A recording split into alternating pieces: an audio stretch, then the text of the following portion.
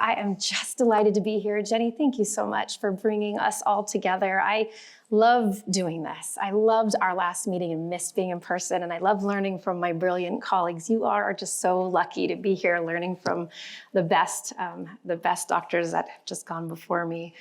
And I just can't help but put a plug in for your website that you were just showing us and entering all your data. You know, we do not have favorite patients, but if you happen to bring all that data into one of your appointments, you would surely be a favorite patient.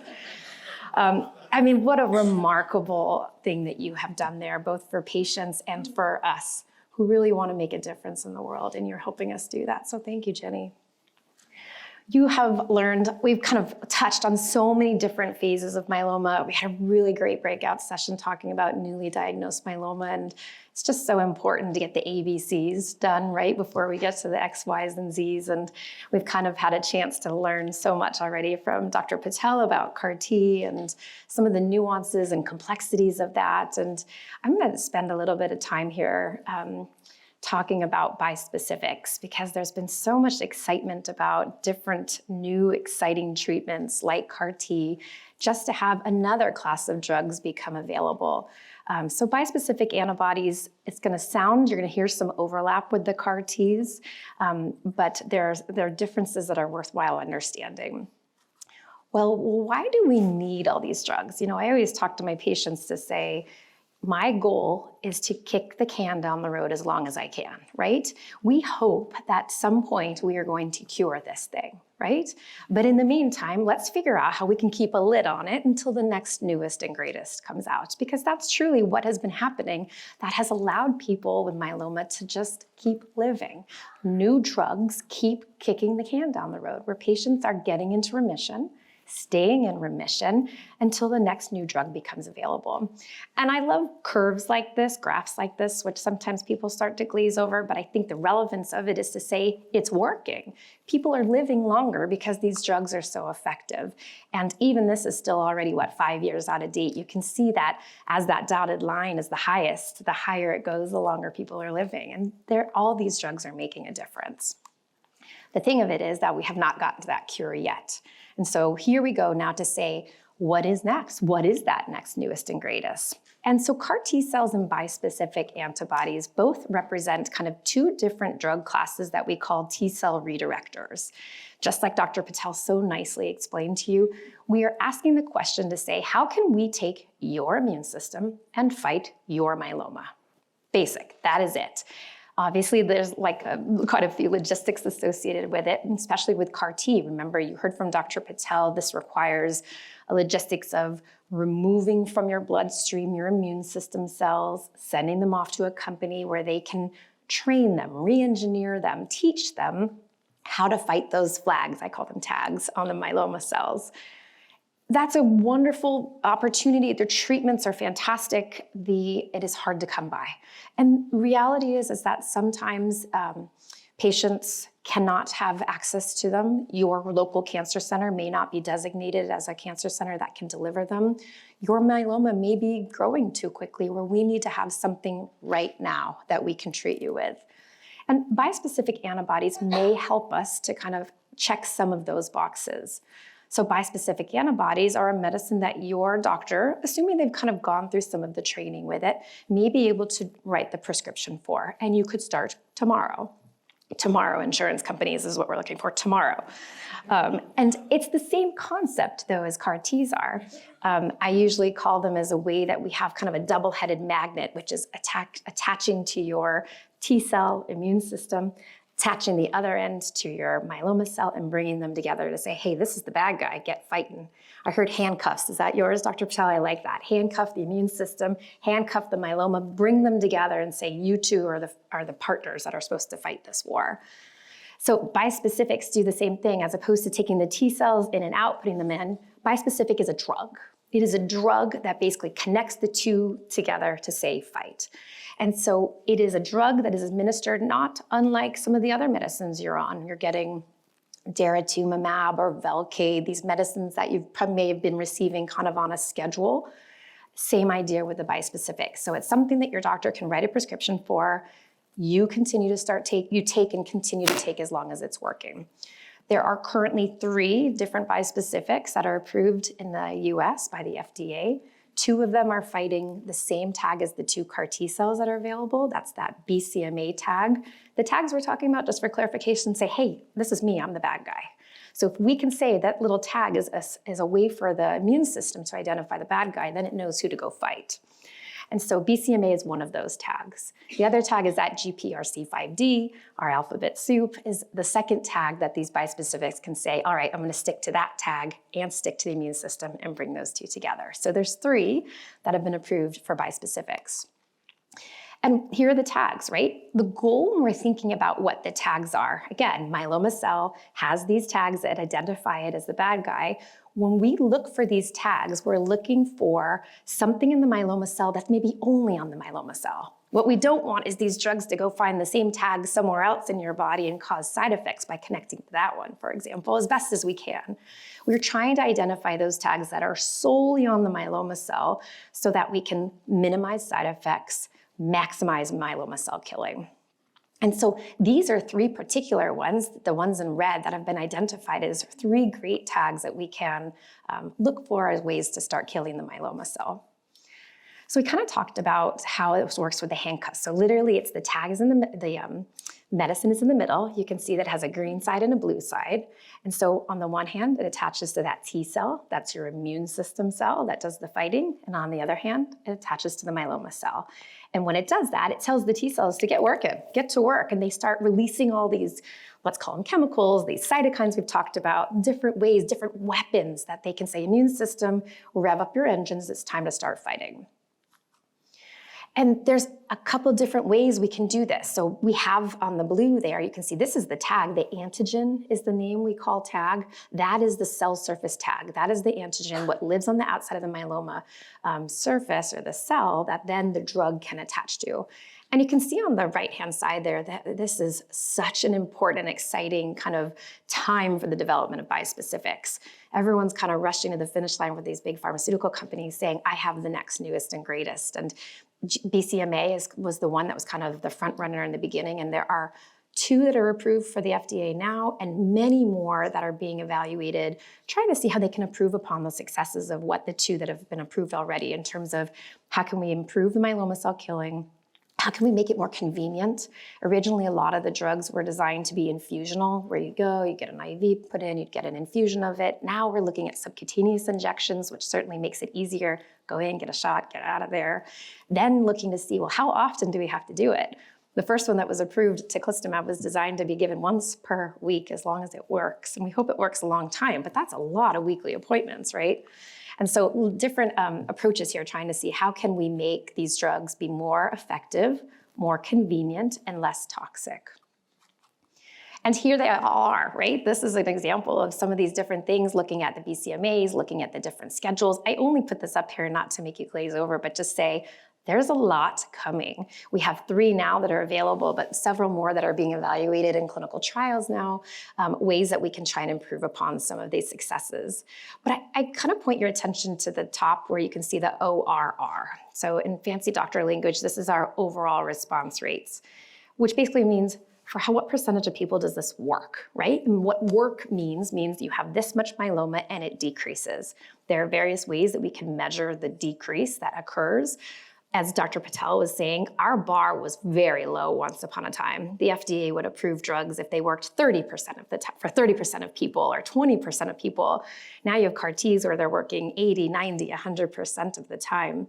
So bispecifics kind of across the board more or less work for about 60 to 70% of people. I mean that when you take all comers getting treated, you're gonna see improvements in 60 to 70%. There's some variations in that, but there's side effects that come with each of them, and with each tag comes different potential side effects that we'll touch on a little bit.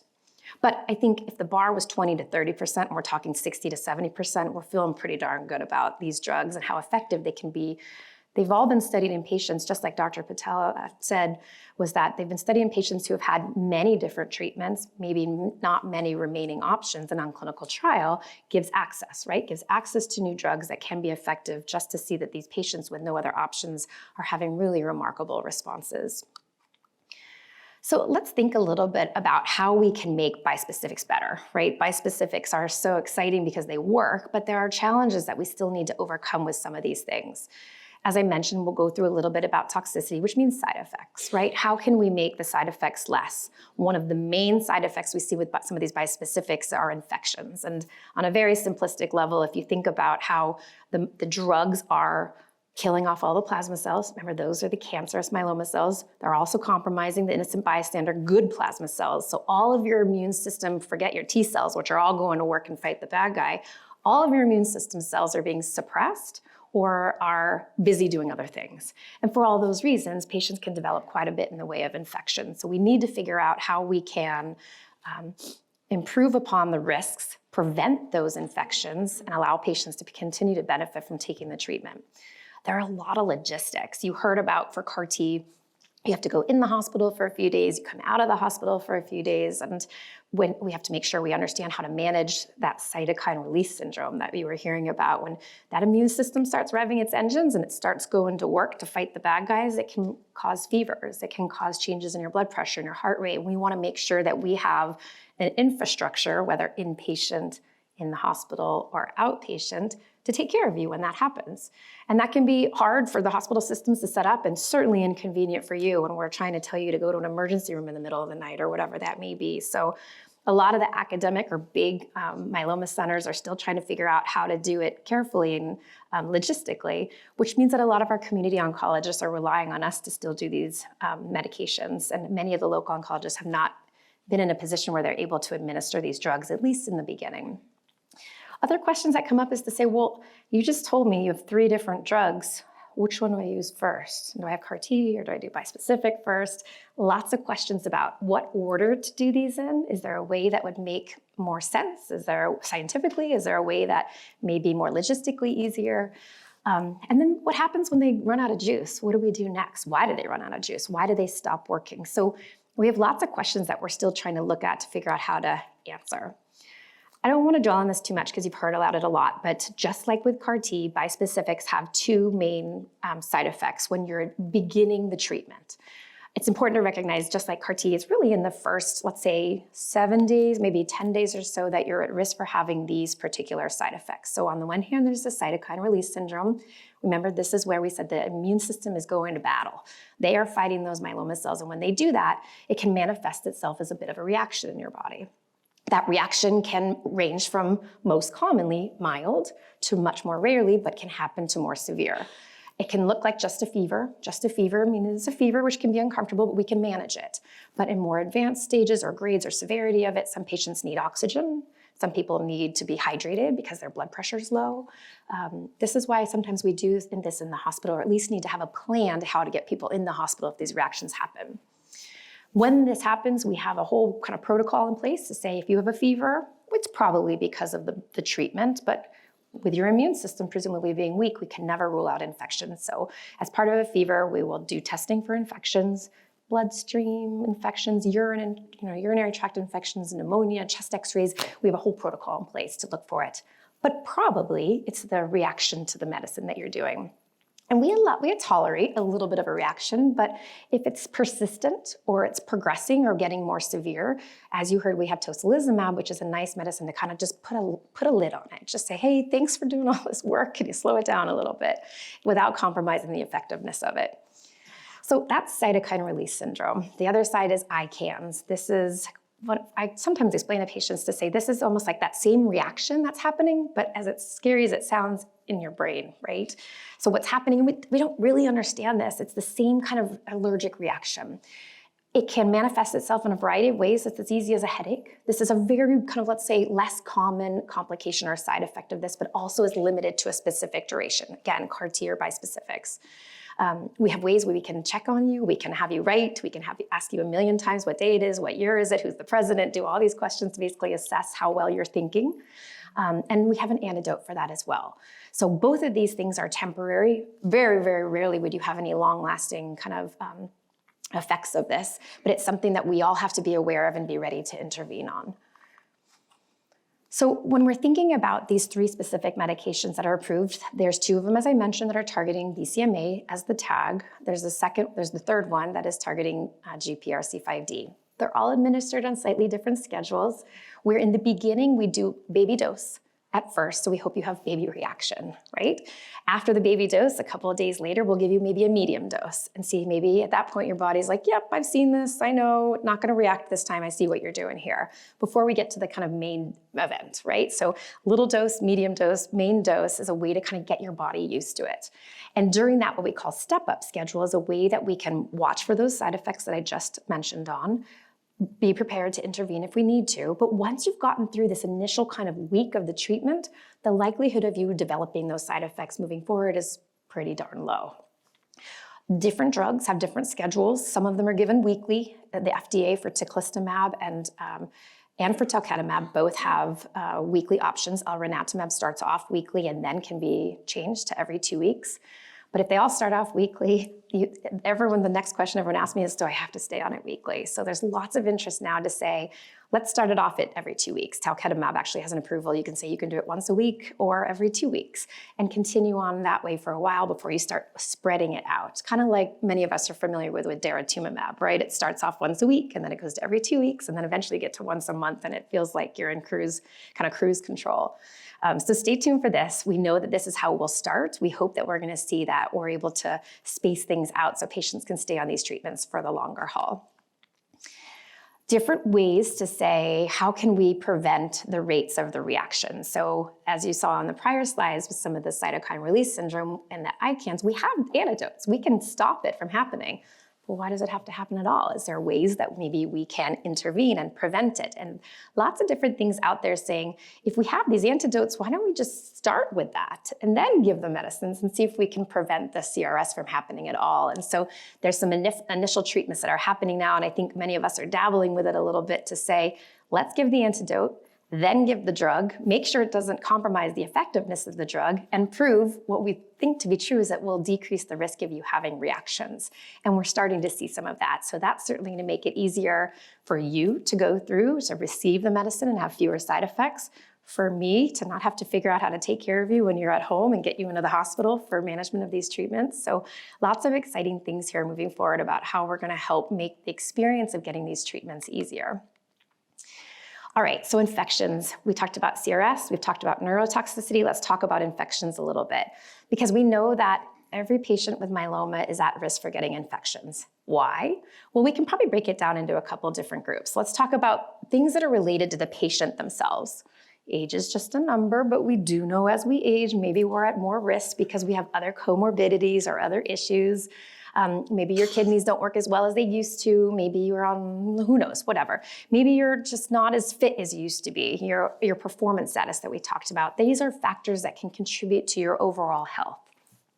Well, let's talk about myeloma specific, right? Because we know that with a lot of myeloma, your body is not making all the immune system weapons that you need. It's too busy making myeloma, and those don't work very well. So as your myeloma is there, present, potentially growing, we know that your immune system levels are not at the same capacity that they normally are. And then, by the way, we're giving you treatments for your myeloma, which are suppressing all the bad guy myeloma cells, but take all the innocent bystander good plasma cells with it. So we're suppressing your normal immunity just the same. So between all these factors, you're in a kind of perfect storm of putting patients at risk for infections between their underlying health, the myeloma itself, and the treatment. Well, why is it more than specific to bispecifics? Why is the infection risk so great? Well, again, we know that with patient-related issues, for example, we know BCMA, more so than probably other tags, when we're trying to kill the myeloma that way, seems to be affecting the immune system more than others. And whether that's because it's wiping out more of the immune system cells or wiping out more of the good guy immune system cells, hard to say, but this is one of the treatment phenomenon we can see where it's then compromising immune systems. And then again, you have your myeloma, which has spent, let's hope, a decade or more being beat down, right? Your immune system has just been beat down just as we try to keep the myeloma in check. And as we've done that with the myeloma, we have compromised the normal immune system just the same. And then as I'm using treatments with bispecifics, I'm saying, hey, immune system, keep working. They get tired. as they're getting tired, they can't do as good of a job as they used to help not only kill the myeloma, but to protect your body from the big bad world as well. So lots of different reasons why patients get some infections, specifically with bispecifics, but across the board with myeloma. So it comes to beg to say, well, if we know that these bispecifics are putting patients at greater risk for infections, is there anything we can do to tailor the bispecific treatment? And one of the things that have come out is to say, maybe less drug allows for a stronger immune system, meaning that if I keep hammering the myeloma, I'm also putting so much pressure on the immune system to say, go fight the myeloma, that I'm not letting it kind of get some gas back in its system, right? You want to give the immune system an opportunity to do all the jobs it's supposed to, but if I keep pushing it to do one job, it never has an opportunity to grow and stay strong. So maybe instead of doing treatments once a week, which no one wants to do anyways, what if we space things out a little bit and it allows your immune system to kind of have a chance to take a deep breath, right? Have a chance to do the job that it's supposed to, both against the myeloma and against the for the bad guys in your immune system anyhow. But all things being equal, until we figure that part out of it, we have to think about how we can prevent these for you. How can we make and keep you safe? So it's important that anybody who's getting these bispecific treatments, that you and your doctor are aware of the risks of infections and do the best we can to prevent. And within prevention includes, sometimes you take some extra pills. Probably many people are familiar with acyclovir or something like it to help prevent shingles. We always say, please get your shingles vaccination. It does still mean you have to take the acyclovir as an example, because we don't think it's 100% going to prevent it, but vaccination and any kind of antibiotic or antiviral medicine that we have available to us, we will use in order to help protect your immune system. Other things sometimes is that we know that patients trying to identify who may need more antibiotics or who may be more at risk for more severe infections with like fungal infections and things, we need to be able to say, you're at risk, we need to give you extra medications or extra antibiotics as an example. Hypogammaglobulinemia is the biggest word I think we say. What it is that means your IgG levels are low, right? If we've talked in our newly diagnosed breakout session about what IgG is and how important it is as a weapon, an antibody in your system to help protect you from infections. Well, between myeloma and between the treatments, you're getting that IgG number just kind of plummets. And we've historically been able to use something called IVIG, which are basically human antibodies that have been donated and pooled together and given to you as an infusion to basically help boost your immune system. We've in the past reserved that for people who've had recurrent infections and say, okay, yes, those have been bad enough, you need to boost your immunity. Now with bispecifics, we're saying, I think everybody needs this for prevention. So we've started being very much more proactive with giving IVIG or these IgG infusions sooner rather than later to try and prevent infections. So I think takeaway message is that we have different things that we can do to look for infections, prevent infections, but it's going to take a kind of heightened awareness on all of our parts because we know this is such a great risk with the bispecifics. I wanted to show off one of my patient's hands. He's like to be a hand model. He gave me permission to show you, and it's probably just one example, but I wanted to show you that Talab is one of the new bispecifics that's available, and that tag, GPRC5, is really nicely one of those myeloma tags, but this is one of the ones that is found on other parts of the body as well. And although this Talab seems to have lower infection risk, when you find the other tag, the immune system fights it, and they know that it's on skin, it can be on nails, it can be on kind of your taste buds, let's say it, or your tongue, for example. And so we've seen that when patients are getting talquetamab, we can see skin changes. Maybe not as clearly, but you can see his nails are kind of cracked. His skin can have little kind of abrasions to it. A lot of people will get peeling of their hands, the palms of their hands or the soles of their feet. We have different kind of techniques and strategies to just super moisturizing hands and trying different things to help with the taste. But I'd say that those are the two greatest side effects that we see with talquetamab, the GPRC5D bispecific. And I think there's more that we can learn about how to prevent the taste changes, because that's obviously very relevant to quality of life if you can't enjoy your chocolate or whatever it is, but it has definitely been a new drug with a new side effect that we're starting to learn about. And so as part of this, in our remaining minutes, I want to touch on just to say, all right, well, I've heard about CAR-Ts, I've heard about bispecifics, I've heard about lots of different bispecifics. What is the best order to do this in? And which one should I do first? And which do I do last? And can I do similar drugs back to back? And if you're asking these questions, you're asking all the right questions. We don't have a ton of answers yet, but we're starting to get there.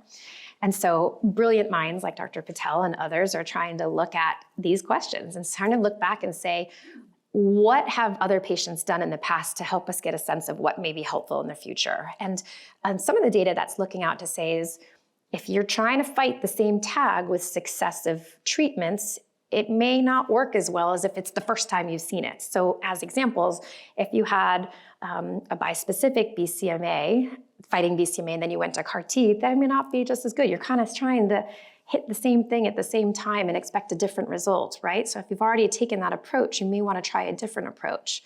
But maybe if we did it the opposite direction, you did CAR-T first and then do bispecific second, maybe you've enjoyed a couple of years after your CAR-T without having a relapse, and your immune system is back and ready to go, and that tag is back and ready to be fought again. So there's a lot of interesting information coming out to help us understand which is the right sequence of how to attack these myeloma cells. And when we're thinking about, I'm gonna kind of skip through some of these, when we're thinking about real world life, I can stand up here and say, all right, this is what we think you should do. You should do CAR-T first, you should do a bispecific next. The reality is this is not a realistic approach for a lot of people. We want to, in an ideal state, be able to say, do it like this, but there are many places that still cannot get a CAR-T. There are hospitals that do not have the capability of doing it. There are CAR-Ts that are taking too long to manufacture. We can only do 2 to 4 patients per month, and lots of people are waiting for CAR-Ts. And so it becomes a very frustrating process for all of us, and many other patients end up having to try alternative standards of care that may not be as strong. And when we're looking at patients who have undergone one bispecific and then going to another bispecific, though, it does work. It does work that you could do them back to back. So it offers us opportunities to say, let's try one bispecific and use it for as long as it works, as long as it lasts. But if it runs out of juice, can we go to the next bispecific? And the answer looks like yes. It looks like it's still gonna work. Maybe not as perfectly as if you've never had a bispecific before, but it does give us opportunities now to say, we have all these drugs, let's use them back to back. Same thing here. These are just a handful of different studies. I'm gonna bore everybody after lunch with lots of tables. I think the answer to say here is that yes, we can do it. And so when we're thinking about this across the board, I think it's important to recognize now bispecifics are such a new, exciting part of our arsenal. We have enjoyed CAR-T, we've seen the successes of it over the last many years, and now we have a newcomer to the table that's showing us that it works. It's way surpassing the bar that we had ever known in terms of how effective it is, but with new drugs come new side effects and new issues that we're all kind of trying to work through. Questions that remain about, just as I've been talking about, is which one do I do next, which one's there? And a lot of times the answer may be based on what your doctor has to offer you at the time. If you have the ability, the luxury to kind of seek out other opinions or other hospitals and see what they have, take them. Please consider participating in clinical trials. That's where the magic is. That's where you can get access to things where you may not be able to have access to them ordinarily because they're not approved. So lots of work that we're doing and lots of exciting things to come. And I think at some point we're going to call this an embarrassment of riches, but we're going to enjoy it for the meantime. So thank you so much for your attention.